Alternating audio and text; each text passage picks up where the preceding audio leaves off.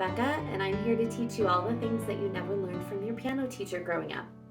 I'm really glad that you're here in my studio. In my studio and on my channel, we spend a lot of time sitting down at the piano and doing improvisation, which means that as you're gradually learning theory, you are learning how to sit down and make beautiful music. So that it's not just about reading music on the page, which I think is very important. However, it is more than that. It is about sitting down and really being able to use music as a therapy, where when you have had a bad day, you can come to the piano and just sit down and play. It doesn't have to be the same every time. It can be completely different, but it is something that is going to enrich your life.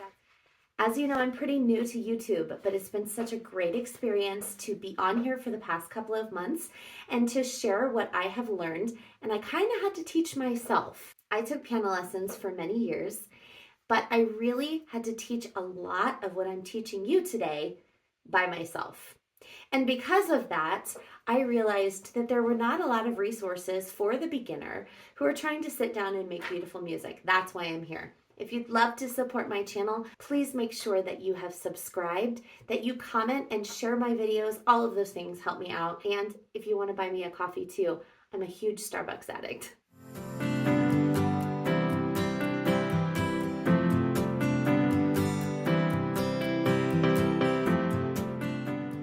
And if you check the description box below, you will see that we are working our way through the circle of fifths. The Circle of Fifths is an amazing tool that gives us tons of information about how to improvise and how to compose, which I just love. I wanted to make sure that all the people who are following along in our Circle of Fifths journey have the same tool in hand. So I created a printable that you can find right now. If you go to the description box right now, you will find a link to this printable that I've created for you. So I'm going to show you exactly what this printable is and how it is going to help your playing. It's been such a wonderful experience to learn to play in all of the different keys, to not just stick in the key of C major. C major is a great key because it is all the notes between C and C, and it's only white notes. You don't have to worry about any of the sharps or flats. And for a lot of people, it's a great place to start.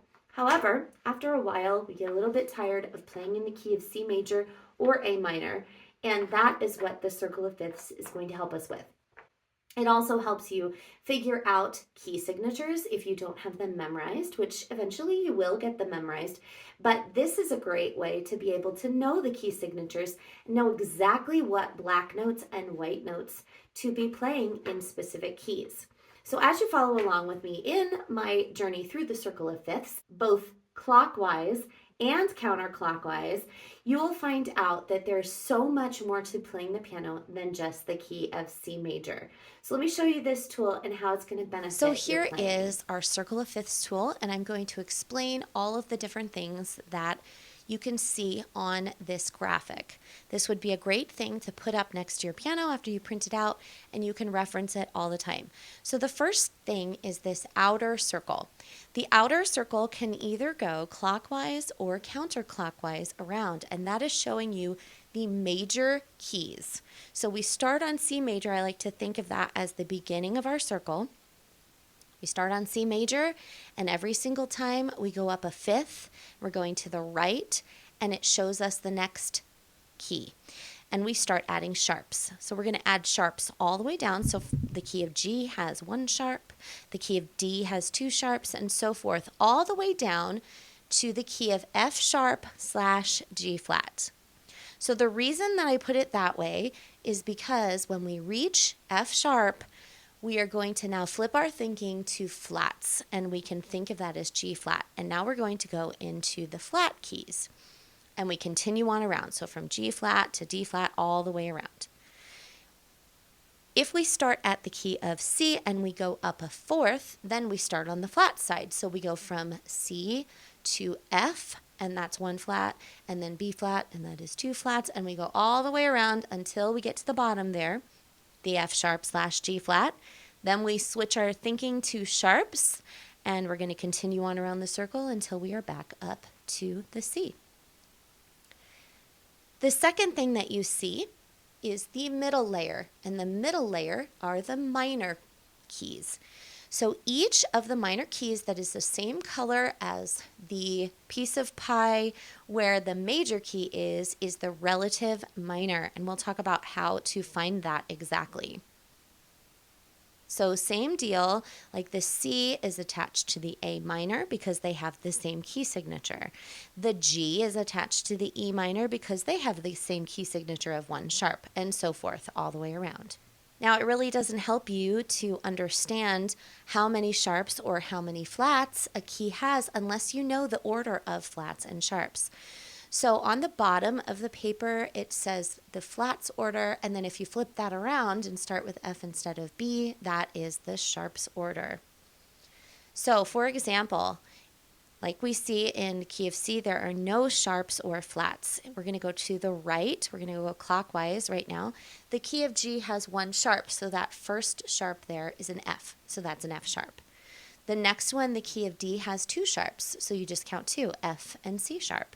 And A is 3 sharps, F sharp, C sharp, and G sharp, and so forth. And then if we go to the flats, the same deal. So let's look at a particular one. Let's look at the key of D flat. Has 5 flats in it. So you count 5 flats, B, E, A, D, and G flats. So that's why those are there so that you can know the key signature for all of the major and minor keys on the piano.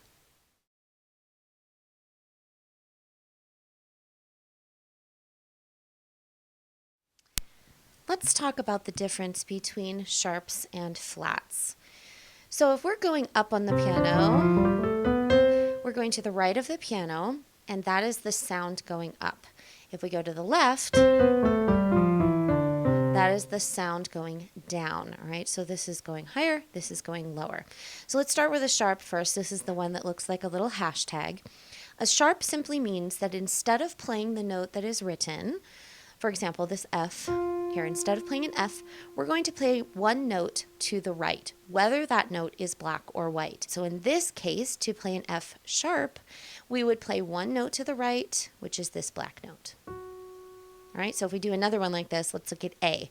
So instead of an A, we would play an A sharp. 1 note to the right is this one, and that is an A sharp. The confusion comes when people believe falsely that sharps only mean black notes.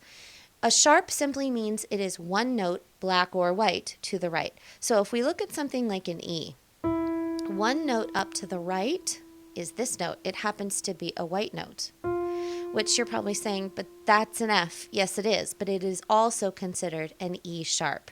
And because it is 2 of those things, it is called the enharmonic of one another. So it sounds the same, but on paper, it could be an E sharp or it could be an F. A flat is just the opposite of that. So a flat is taking the notes down towards the left of the keyboard. And we're playing whatever note that we're on, 1 note to the left, whether that is black or white. So let's look at this G.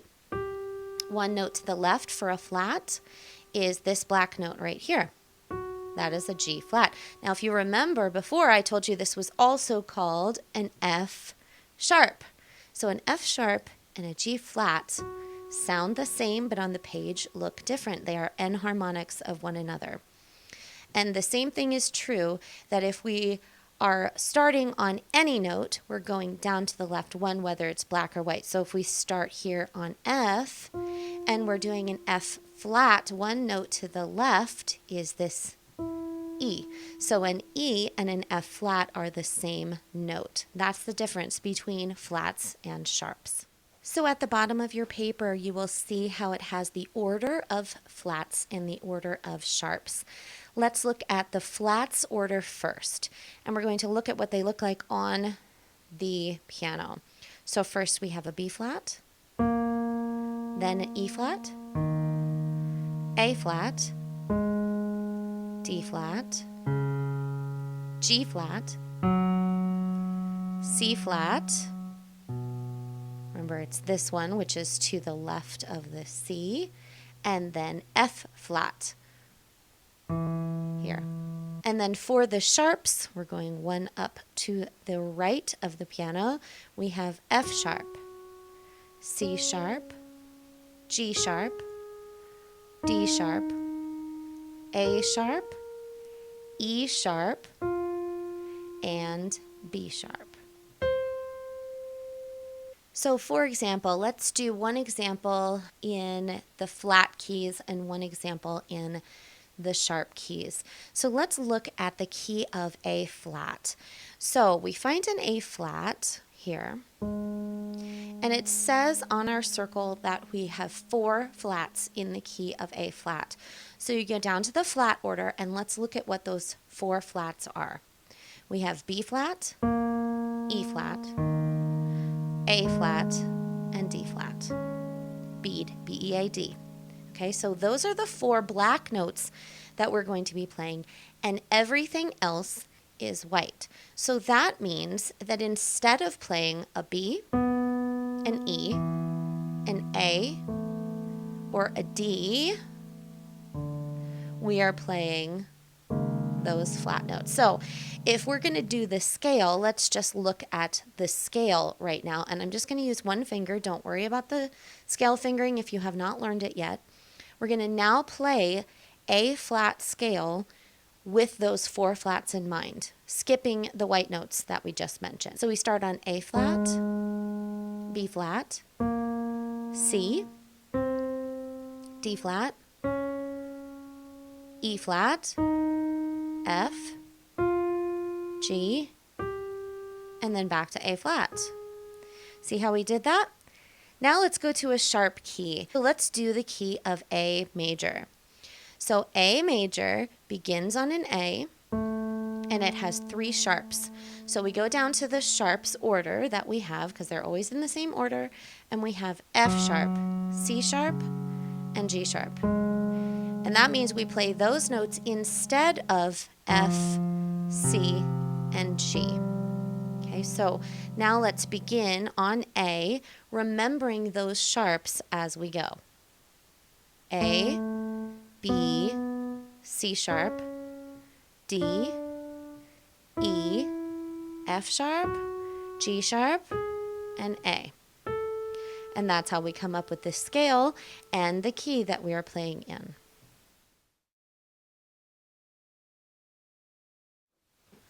On the Circle of Fifths tool, you will see the major chords are on the outside and the minor chords are on the inside.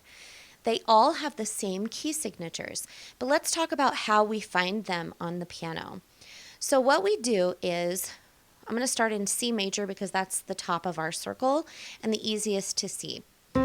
So we hit a C, and we know that in C major there are no sharps and flats. So if we're doing this scale, we're starting on C and ending on C. But to find the equivalent minor key, we're going to go down 3 notes, no matter what those notes are. That's called a half step. If you go to the very next note, black or white, of whatever note you're on, that's a half step. So we're going down 3 half steps to find out what our relative minor to C major is. So we start here on C, we go 1, 2, and 3, and we get to an A. So now we know that just like the key of C major, there are no sharps or flats in the key of A minor, but instead of starting on a C, we start on the A. So listen to the difference.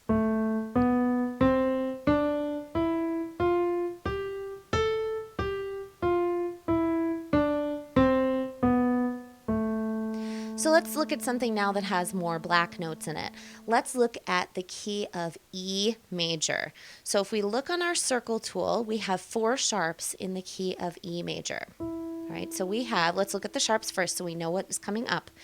We have F sharp, C sharp, G sharp, and D sharp. All right, so these 4 instead of playing these 4. So instead of playing F, C, G, and D, we're going to play the black notes there. And everything else is white. Okay, so let's look first at what the scale for E major looks like. All right, and again, using one finger is totally fine. So we start here on E, F sharp, G sharp, A, B, C sharp, D sharp, and E.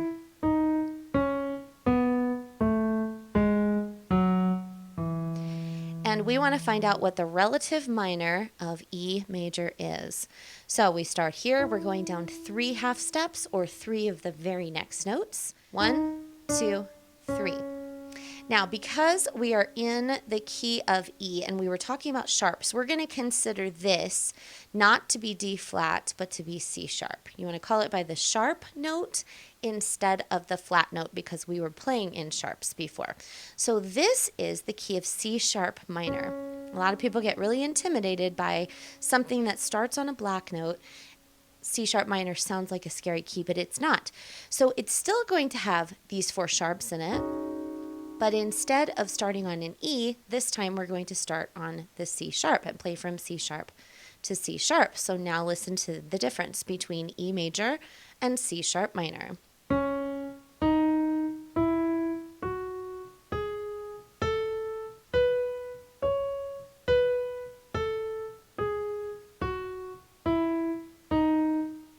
So that's its relative. So that's why they are sitting next to each other in the circle of fifths, because they are relative major and minor.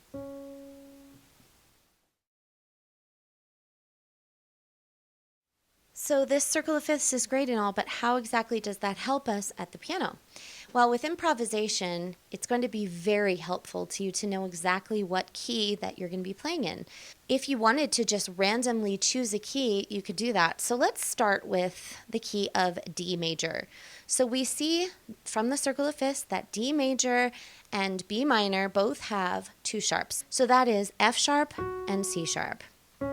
So whenever you start to improvise, always begin with the scale. So once you've figured out that you have the 2 sharps, also think of the 2 notes that you are avoiding playing, which in this case is F and C. So we're not playing those 2 notes, we're playing the 2 black notes instead, and then we play our scale.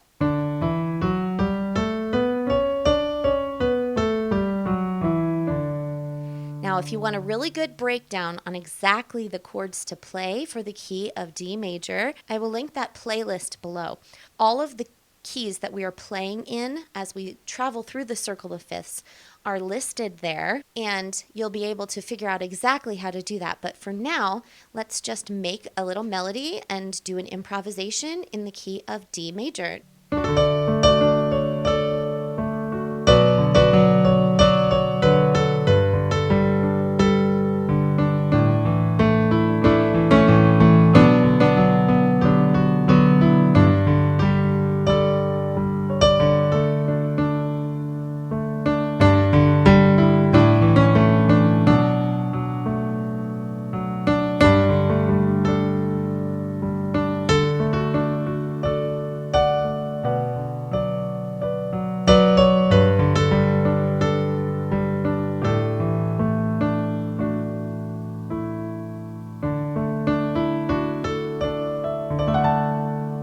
I hope you enjoyed this resource. I loved putting it together for you, and I hope that it's going to be really helpful. A lot of the resources that I've been able to create for my students, I tell them to print out and literally post right next to their piano. So that's what I'm going to ask you to do. If you have any questions about how the circle of fifths works, or anything involving improvisation or sitting down at the piano, creating beautiful music every single time you're sitting to practice, let me know in the comments below. I would love to hear from you. Good luck practicing.